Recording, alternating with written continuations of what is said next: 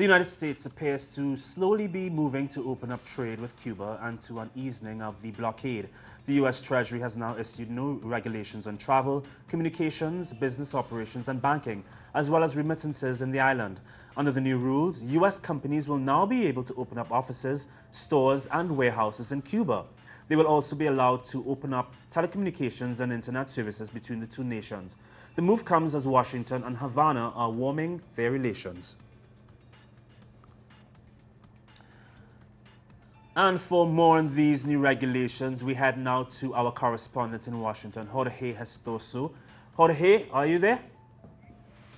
Yes, Regan, how are you doing? I'm great, thank you. I hope you are the same as well. Well, these new regulations are a big improvement in the easing of economic deals between the U.S. and Cuba, but there's still not a blockade lifting. Is Cuba any closer to that goal, though?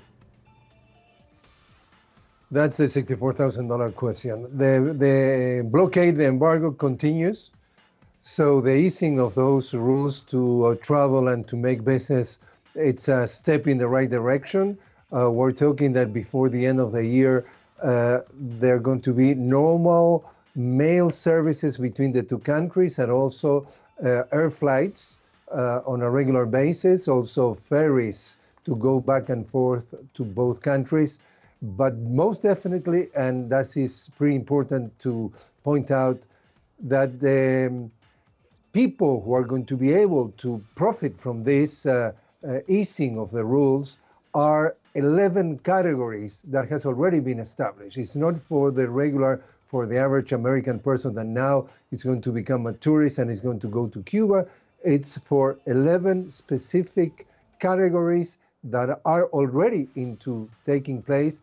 What basically is going on is the easing of the red tape for these people that are inside those 11 categories to go there, to do business with Cubans, and so on and so forth. So it's a step in the right direction, but it's not the end of the embargo, and it's not the end of any type of regulations between the two countries. Now we keep hearing about these companies that will be going to Cuba. Ultimately, the American companies will benefit most from this. How are all these changes going to affect Cubans? Well, most definitely, depending on who you want to listen, Regan, you know that each coin has two sides.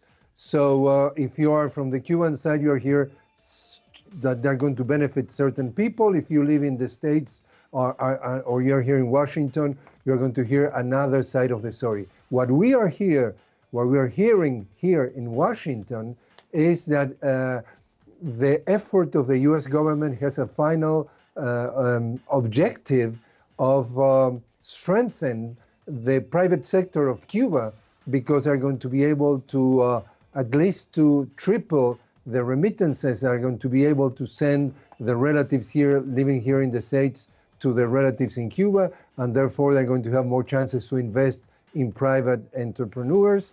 And on the same hand, the idea of the U.S. government is saying we're going to be able to sell more computers, internet equipment, telephones, etc., etc. So going to, in a way, contribute to break the isolation of some part of the Cuban public, and therefore what we are hearing here in Washington is that is going to help to have more options, to have more quote-unquote freedom according to the version here. So depending on what you want to hear is what is going to be benefit.